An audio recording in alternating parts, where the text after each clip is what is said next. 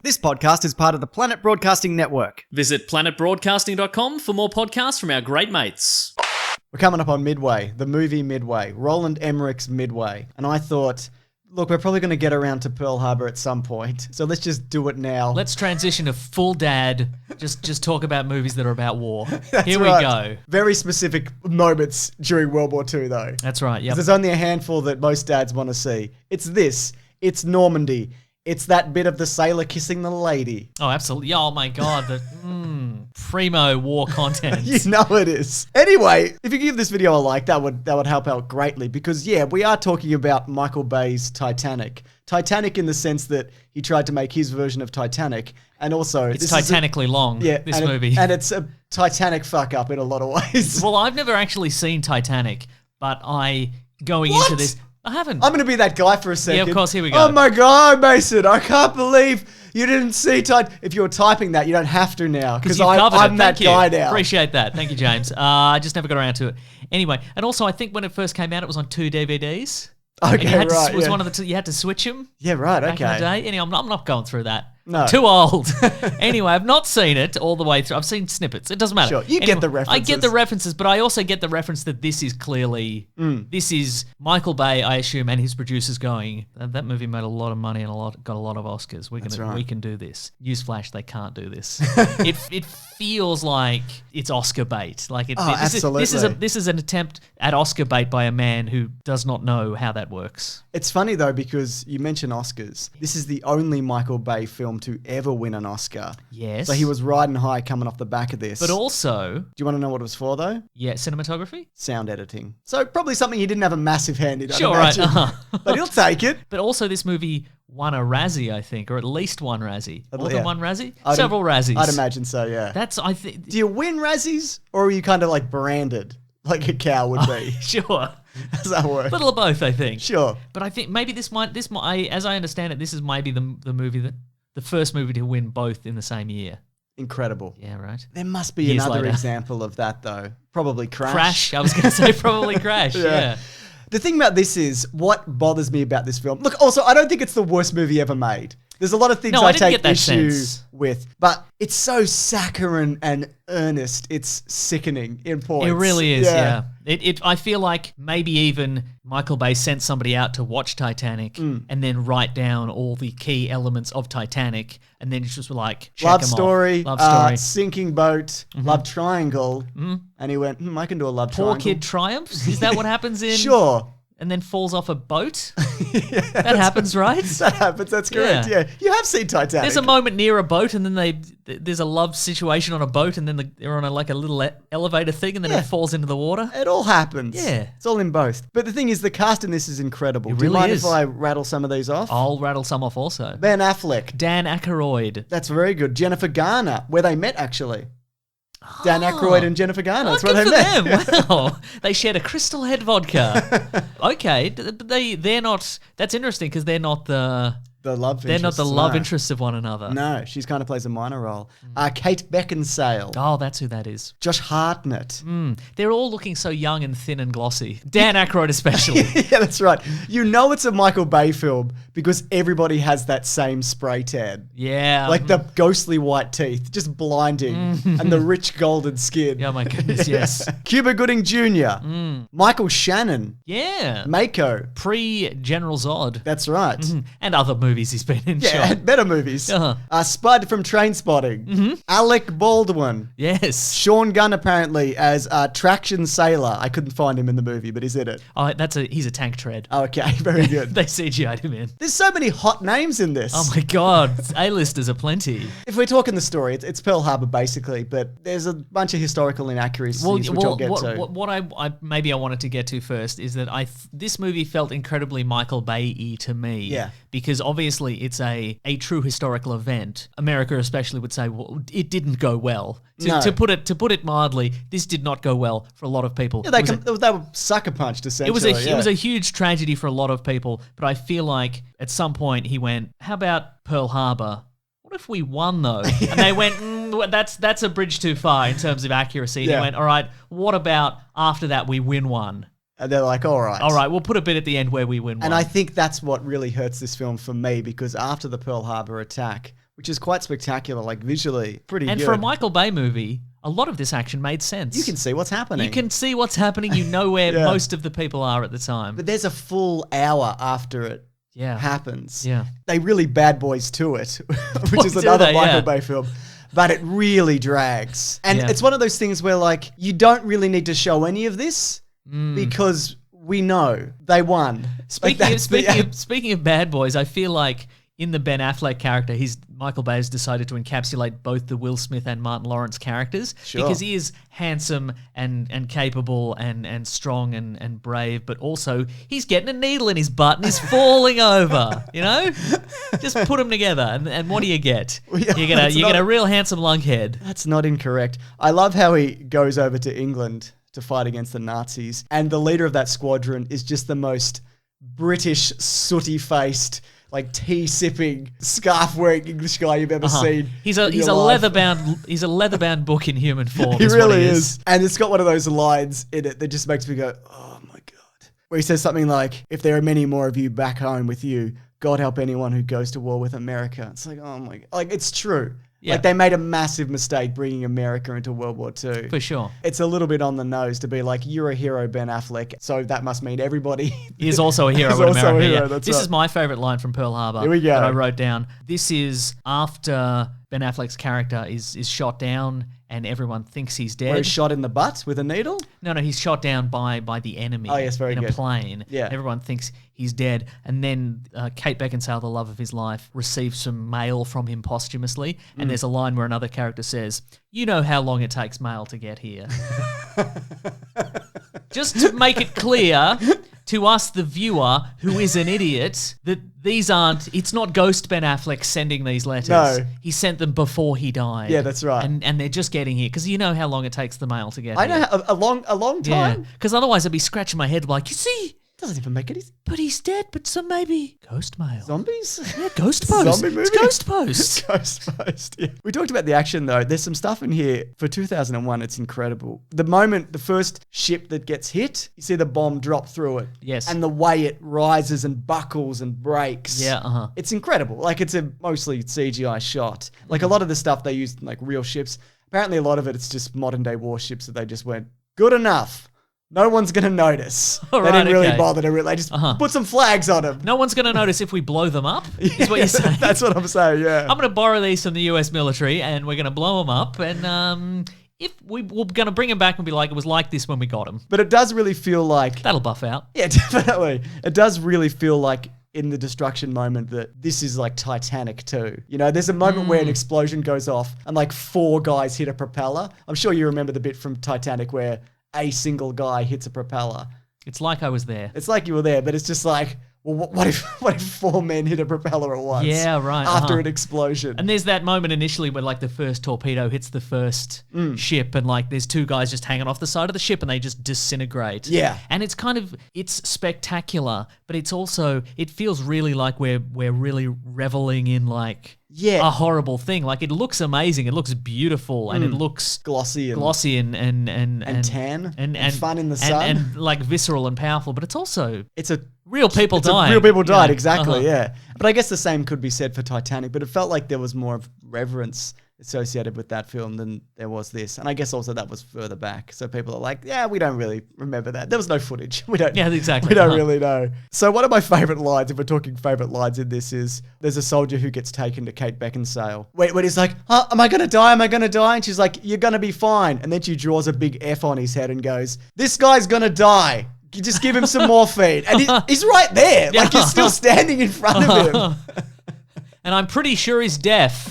Oh. Nope. All right then. He's very much not. What did you think of the love story element of this? It's the Josh Hartnett. Oh, it's a triangle, Ben Affleck, isn't it? Yeah. Kate Beckinsale. Who do you want her to end up with? Who do you want them to end up with? Each other? Potentially. Oh, maybe. I feel like they're glossy enough to be together. Yeah, maybe this could be some sort of post-World War II throuple. You know what I mean? I love it. That'd be nice, yeah. Yeah, did you buy any of that situation? I think there is definitely some charm to those characters. And I think a lot of that's probably down to the acting. Yeah, you know, like for when I sure. see them on screen, I'm not like, Yuck. fuck these people. Yeah, right. You know, then they seem nice and fun, and they're just having a go But at that's it. just beautiful people doing beautiful people stuff. What you want is at least one massive uggo in there. Oh, there's a few. I would say, yeah. I mean, in the main three. Oh, in the main three. The main three, and then you'd be like, well, one of them has to have a really good personality. Yeah, that's probably a very, very good point. But apparently, people didn't like the love story at the time. Is this meant to mirror the Titanic love story, where I know there's DiCaprio, Yes, and there's Winslet, yes, and there's Billy Zane. That's right. Billy I Zane. guess so. But again, But he's a villain. he's a villain, Yeah, exactly. right, In a way, when you steal your best friend's girl, aren't you a villain of the caliber of Billy Zane? Even if they're presumed dead. But that letter arrived, so he should have known that he was still alive. That's right. Or a I mean, ghost. or a ghost, yeah. At the time, critics were like, this love story sucks. But Michael Bay has framed it as, well, it's like a 1940s love serial story kind of situation. That's why, like, the champagne cork goes off and hits Ben Affleck in the nose. Yeah, it's a bit slapsticky. Yeah, I don't think it's the worst thing in this movie. I'm like, yeah, I've seen worse love stories than this. Do we want to hear some more quotes from Michael Bay Oh my God, about you the know production I of the do. movie? This isn't actually from Michael Bay. This is from Casey Hodenfield, who was he's assistant director. He's been a producer on assorted Transformers movies and things like that. Love it. So speaking of Michael Bay saying that this is meant to be, it's like a serial, like a 40 serial kind of movie. According to KC, this was going to be like a classic movie, according to Michael Bay. The first day we started shooting, so day one, he wasn't using his fast-moving, fast cuts, low shots, his bag of tricks, and it was like watching an Italian speak without his hands. By lunchtime, we're making a Michael Bay movie in the Michael Bay style. So he didn't even last a day. He's like, this is going to be a classic movie, bloody 1930s black and white. Yeah. But by after lunch, he's like, no, we're just going to Let's get everybody get out of a car and we'll film the do a helicopter shot around it. Yeah, exactly. But that's so I didn't get that sense that it was ever that kind of movie. Well, maybe in another lifetime. But so that's according to his assistant director. According to Michael Bay himself, post the release of this movie, he actually said, "I don't change my style for anybody. Pussies do that." So who's to believe? Who is to be believed? Whoops, shall we believe? Oh, look, the KC guy probably. Yeah. I mean, I don't know. That's the first I've heard of him, but probably that guy, I'd imagine. Yep. Now, this movie, though, it's not without its troubles. For one, everybody hates this movie in general. There's some that regard it as a guilty pleasure. I would say you could definitely fit it into that category. First of all, guilty pleasure is not something I believe in. You can just like what you want. Like what you whatever, like, yeah. The other thing is, it was made for $149 million, which was the highest amount given to a film up front for it to be made. It's actually a Disney production as well, believe it or not. But it only made $449 million, which is good, but they were like, we'll do $2 billion out of this. Like, Titanic, they were like, we'll do yeah. Titanic money, yeah. And the total amount of money spent on this production and promotion roughly equaled the amount of damage caused in the actual Pearl Harbor attack. No. I mean, adjusted for inflation, obviously not. But yeah, those things are quite similar. Now imagine going back in time and telling all the brave soldiers that lost their lives there that fun fact. Yeah, that's it. Michael Bay also became frustrated with Josh Hartnett's serious approach to acting, if you can believe such a thing. So much so that when he caught him smiling on film, he said, "Send that to ILM and tell them to copy and paste it." Oh, brilliant. And you were talking about before shooting before. There was actually a Hawaiian priest who blessed the crew, a practice that is recommended, by the locals to be like, this is a sign of good luck and fortune, and it's, it's a sign of respect. Okay, this was gonna happen, you're saying? Well, it did happen. The ceremony took place on the first day of principal photography and lasted over 4 hours, much to the chagrin of Michael Bay, whould been told it was only going to take 15 to 20 minutes. So can you imagine? That probably, no doubt, led to his like, okay, we're going to take this slow, and we're going to, I'm not going to use any of my bag of tricks. That he's like, 4-hour ceremony. Nah, I'm just doing what I want to do. This movie's so long. Yeah. I went into this going, well, Michael Bay movies, they're long. Yeah. 3 hours is too long. I think though, because it's broken up into parts, it doesn't feel so much like one of the bad Transformers movies, which is most I guess that's probably true. Yeah. Because when it's just jagged metal rolling on top of each other and someone going, Optimus! Yeah. It's a lot. It gets a lot, you know what I mean? But the battle sequence is very much like, this is like the 40-minute section of well, this that's movie, true. yeah. But also, who's out there going like, today I'm just going to watch the 40-minute battle sequence from Pearl Harbor? Kind of creeps that. I bet some people do. I mean, again, it's visually, sure, it's pretty good. Yeah. This has got one of those things that it really bothers me about World War II, and that's that they blow up all those Nazis. Yeah, I thought so. no, I'm okay with that. It's not what you said off air. Where Josh Hartnett says the line, I think World War II just started. Even though this movie set in 1941 and World War II had been going for 2 years. Right. Up to that point. You're saying that's way too America-centric. It's not World War II until the Americans get involved. I mean, again, they were a vital component of winning the war. Probably the most vital component in the end. But just to be like, none of that shit counts. Yeah. That happened prior to this. This is where it happens. All right, I got some historical inaccuracies here. Let me just say up top, I didn't get them all. So don't fucking at me with the specifics about Pearl Harbor. I just picked some interesting ones, all right? Okay. That includes you too, Mason. All the interesting ones. That's right. Which are all the facts. That's right. Here we go. The scene that shows the Japanese planes attacking the hospital caused a great uproar, both in Japan and among Pearl Harbor veterans, because that never happened. Yeah, I believe that's true. Like that, I think the Japanese didn't target any civilians. They only killed a couple of people by accident, I think. That's right. And Michael Bay kind of put it down to, well, this kind of raises the stakes of this situation by adding this horrible... By making Japanese people more evil. Yes, than this event already was.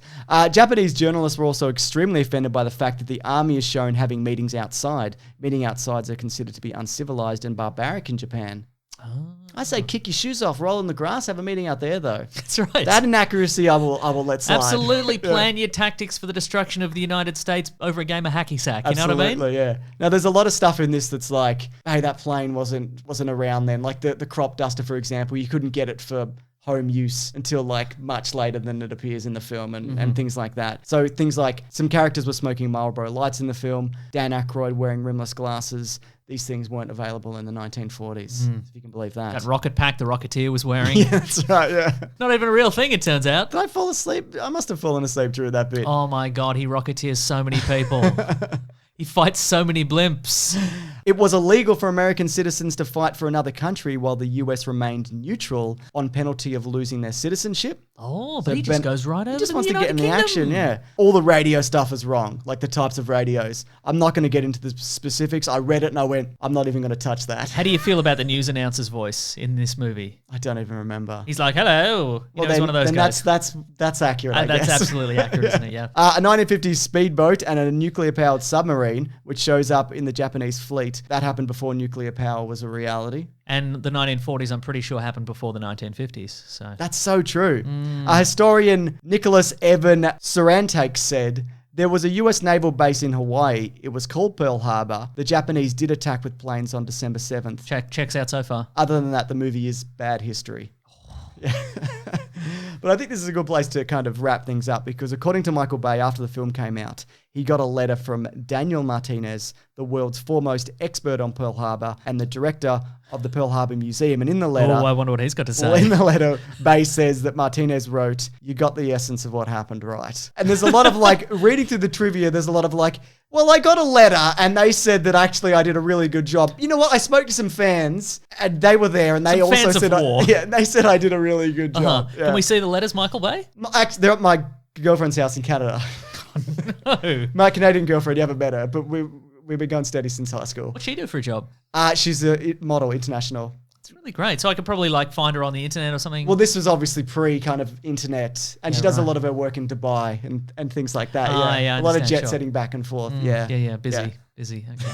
All right. She takes the letters with her, which is something to read. Yeah, something to read on the plane. Exactly, I understand. Sure. All in all, they made this, didn't they? Absolutely, matey. No one can deny that they made this movie. As much as we'd like to.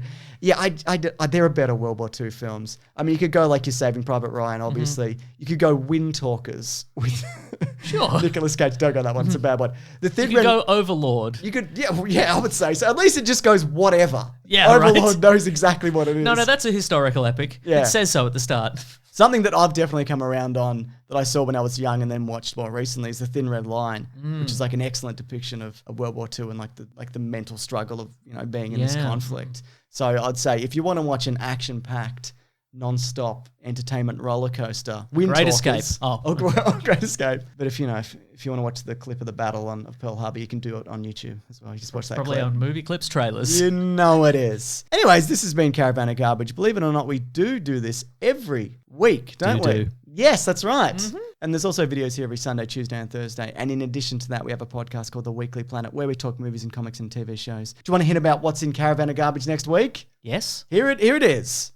I don't know what it is yet. For the audio version, I don't know what goes in here. Are you going to tell me? I'll tell. I don't know. Again, I don't know. Would you tell me now? I have to look at my list. I don't have it in front of me. Oh, does your girlfriend in Canada have the list? Yeah, that's right. Is that what's going on there? Anyways, I'm at Mr. Sunday Movies on Twitter. Oh, I'm at Wikipedia Brown on Twitter. We appreciate you enduring this with us. We love you. Wow. Yeah, that's right. As a friend or real? Romantically, no, all of them. And it's a triangle. Only if you give a like. Yeah, well, that's fair. Oh, we hate your guts. Get out of here. Goodbye. This podcast is part of the Planet Broadcasting Network. Visit planetbroadcasting.com for more podcasts from our great mates. I mean, if you want. It's up to you.